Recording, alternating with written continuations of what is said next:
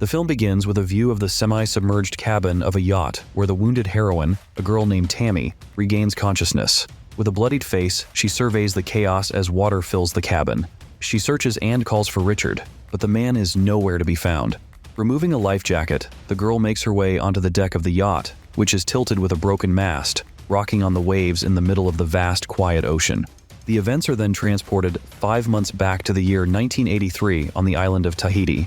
Tammy arrives on a yacht where Richard, a lover of Caribbean mermaids from strange shores, is working. She confesses that she has no specific goal. She is just traveling the world. To continue her journey, she takes on odd jobs, including repairing and servicing boats, and in her free time, she enjoys surfing. One day, Richard's yacht docks at the pier where Tammy works. She helps the sailor moor the yacht, and they get to know each other in the process. They continue their acquaintance over dinner on board the boat, which simultaneously serves as a home for the traveler. Richard talks about crossing seas and oceans alone for indescribable sensations. Tammy understands his feeling well, although she usually travels in the company of a whole team. Together, they head out to sea to take a sail. Despite being a cook by profession, the girl has enough basic skills to handle the yacht. The story returns to the future, where they encounter storms. Unable to find Richard anywhere, Tammy sends distress signals on the radio, but no one responds. She peers through binoculars, but nothing is visible amid the vast expanse of water.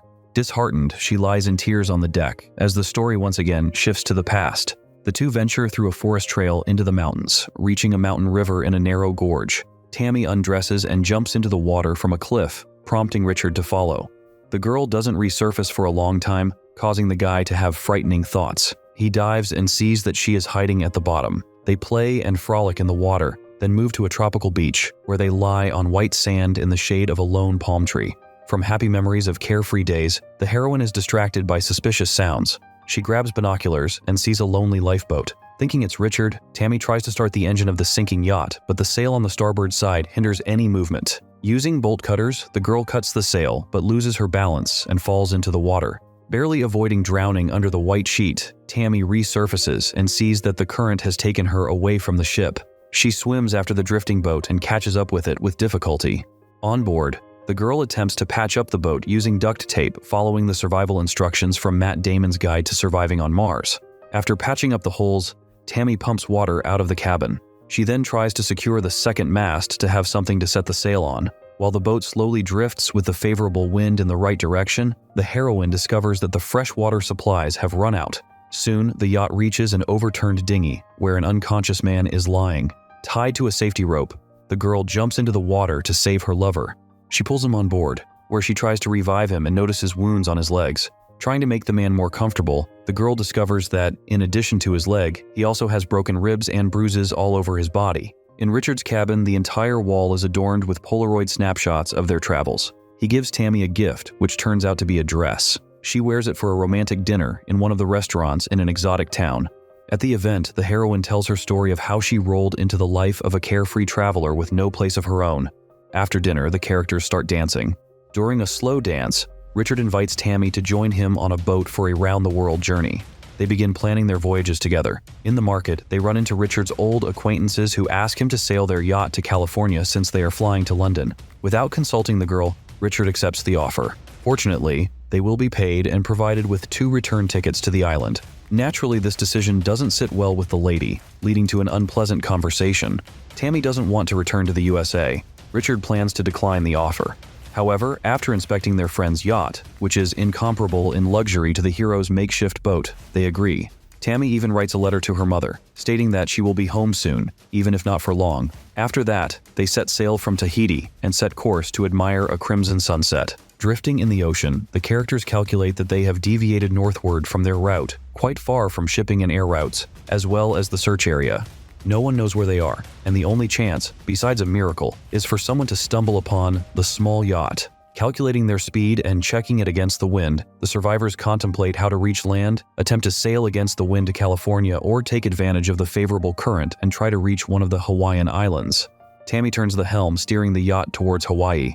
Later, she manages to fix the water supply, temporarily postponing the prospect of death from dehydration.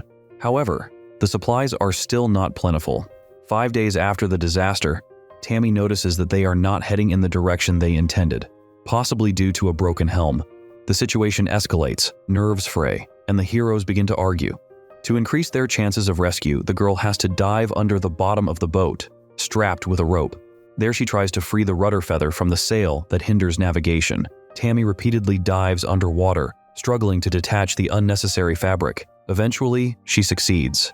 The heroes drift in the ocean for 10 days. Tammy wanders through the partially flooded cabin, gathering anything that might be useful. She finds sunburn lotion and applies it to Richard. She also has to treat a wound on his leg, which in current conditions doesn't look too good.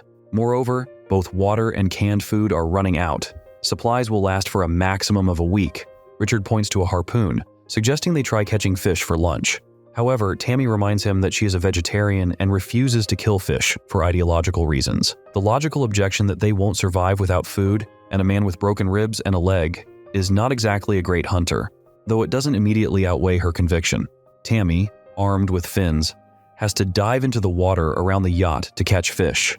However, the task turns into an impossible quest, as cunning fish in the water feel right at home and easily evade the girl's attacks. Soon, it starts raining, allowing the survivors to replenish their water supplies.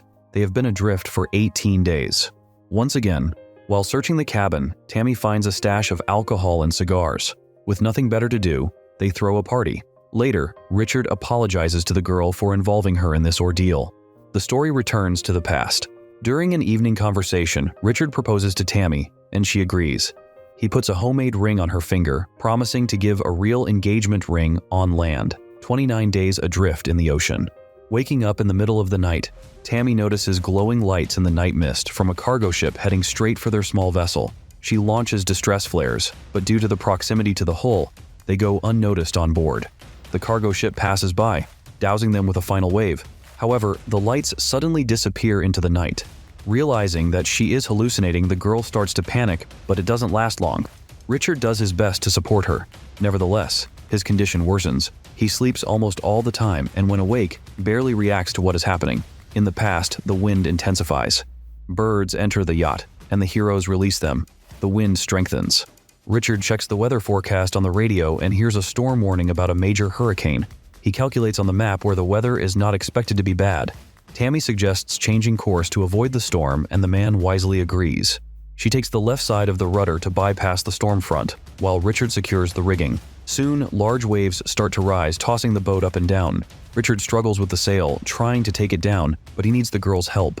Alone, he can't handle it. He communicates through the radio, stating that it's Hurricane Raymond, categorized as level 4 out of 5. While the man stands at the helm, the girl calls for help and retrieves the emergency radio buoy. During the next wave, one of the secured sails almost tears off. Tammy goes along the side to secure it. When she returns, a real ninth wave approaches the boat. Richard manages to send the girl below deck, remaining at the helm. The boat goes into a vertical drop, causing the girl to fall, and the man throws himself against the mast. This is the moment the movie began. 33 days adrift in the open ocean. The wind picks up again, prompting Tammy to fear that another storm is beginning. She makes a makeshift shelter from a sail, but the storm never comes. The girl lies next to the guy, who is feverish, and tells him about her past. In the morning, the guy will find the exhausted heroine. Through sleep, he confesses his love to her and says that he will have to let him go. The camera returns to the stern seat, where the man has been lying all this time, but there is no one there. All this time, Richard was a product of Tammy's imagination. She recalls how long ago he told her that loneliness at sea causes hallucinations after a few days. Before her eyes, the last few days flash by, when she thought she was communicating with her non-existent fiancé. Day 41 of drifting arrives. A bird lands on the bow of the boat, and the heroine does not immediately understand that this is a sign of land nearby. She looks around, trying to understand the direction, but soon the bird takes off. Looking in that direction through binoculars, Tammy sees the outlines of an island. Soon, the first ship appears on the horizon. The heroine loads the signal gun and shoots a flare into the air. After the second shot, the ship turns toward her, breaking the silence with horns. Fresh fruits are handed to her, and the yacht is towed ashore. In the next scene, Tammy rides a taxi through the city. She returned to Tahiti, where Richard's boat is located, in the cabin with photos from their joint travels, the only memory of the potential husband who died shortly after the marriage proposal. She reminisces about the time spent together, moistening the memories with tears of sorrow. In the final scene, Tammy walks onto the beach in the dress Richard gave her and releases a white flower into the waves, just like he once gave her.